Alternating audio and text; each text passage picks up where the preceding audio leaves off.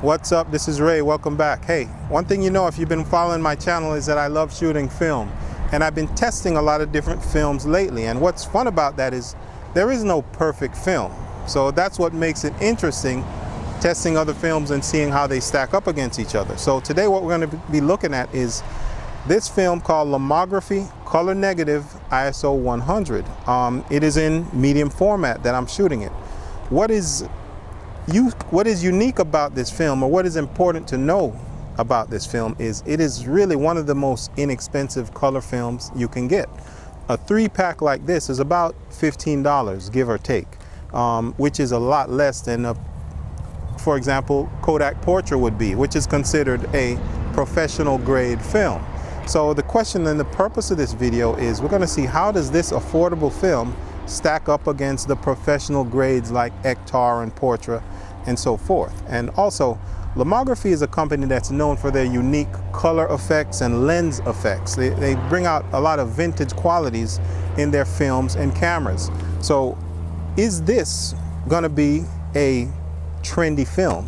Does it look trendy, or is it a good all-around everyday film? That's the whole point of this video. I've shot quite a bit of this already, so I know the answer to the question before I say it, but I want to show you my image examples and see what you think. So if you're curious about Lomography 100, stick around. We're going to get right into it.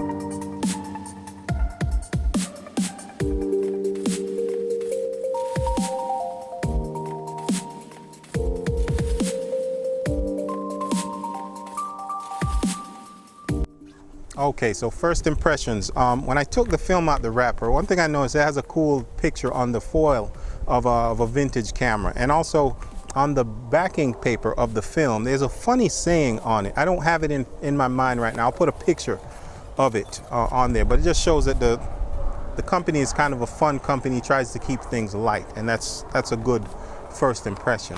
The next thing I noticed when I developed these film, I do develop my own color film, is it looks very normal. It doesn't look weird colors or anything like that. It looks perfectly normal, and that's kind of what I wanted. One thing I want to recommend though for best results, not just with this film but with any color negative film, is I recommend shooting it in direct sunlight, because the film is considered daylight balanced. So this is a perfect situation. If you shoot in this type of lighting, you're going to get accurate whites and colors. But for example, if the clouds had covered the sun and it gotten overcast, the film would have a blue kind of overcast to it, and that's kind of something all color films have. Even digital cameras, you have to change the white balance as you move from different lighting. So if you do find yourself shooting this in a shaded situation where you do have the blue cast, just whenever you scan it or get your images in, you're going to have to make some slight color adjustments as best you can. But one thing to keep in mind is film doesn't respond to color adjustment editing like a digital raw file would. So that's why it's important to find the best lighting that you can to shoot in, so that you can get the best image in camera and have to do less editing in post.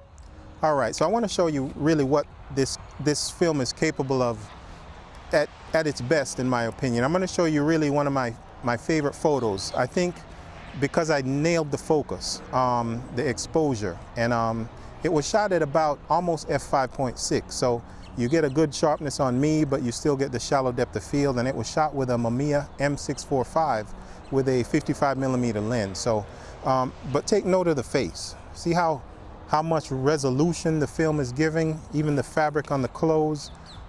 It's really good. And I know on YouTube, the compression, you're not going to see it in full resolution. So I'm going to put a link to my Flickr album where you can see these images in full resolution and what the film is capable of, and as well as some other images. And another thing I wanted to point out that I forgot to mention, I developed my own color film, and this is the second time I found an affordable film that doesn't have an anti-halation layer. When I rinse it, it's a clear rinse, but most films, they have an anti-halation layer. It's like blue or green, that when you rinse it first, it comes off. And the purpose of that layer is it prevents light from passing through the film and reflecting off anything behind it and causing problems. So, but the interesting thing is, I don't see any problem or deterioration of the images with this film not having the anti-halation layer. And that's probably because maybe the cameras I use don't have anything reflective behind it.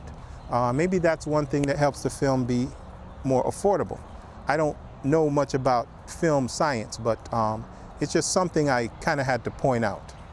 Hey, check this out. There's something kind of interesting I wanted to point out. I shoot a lot of different color films, and I like to look at the differences. And I've been shooting this Lomography alongside Ektar, kind of back to back. And it's interesting, when I look in my picture files, sometimes I don't know which film I use for which picture. And what that means is this Lomo 100, and to my eyes, look very much like Ektar. I'm not saying it is Ektar rebranded or anything like that, but I'm just saying it. Maybe it's a little more subdued in the colors, but it's just something I kind of had to point out. If you like Ektar, you'll probably like this Lomo also. Okay, so some of the film characteristics. If you're not developing your own film, this may not matter as much if you're sending it to a lab. But what I like about this film is once it's developed and dried, it dries almost perfectly flat. And what's important about that is, for example, many Kodak professional films, they dry, they kind of have a curve in them.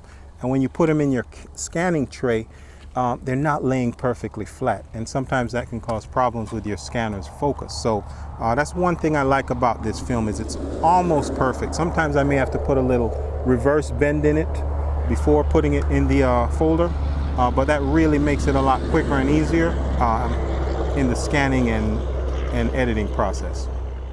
All right, so what is my take on Lomography 100? I have to say, I'm really impressed, and the reason why is when I started this channel, I started it to highlight affordable but quality photography products. Usually cheap photography products are usually inferior. But what I noticed about this film, it's the price of a consumer grade film. And consumer grade films, you have to make sacrifices in the quality and the sharpness and everything. This film, as far as I'm concerned, it looks professional grade, but it's the price of a consumer film. And the reason that's important is there's so many companies nowadays discontinuing film, going out of business. And when someone is learning film, they make a lot of mistakes, and film is an expense. So the fact that Lomography has this at such an affordable price, but still great quality, is very important. And this is a film that I would recommend for someone learning film because of the price and because of the look. So I got to give Lomography credit for that, and I hope that people support them by buying this, trying it. That way they can continue making it and keep film alive.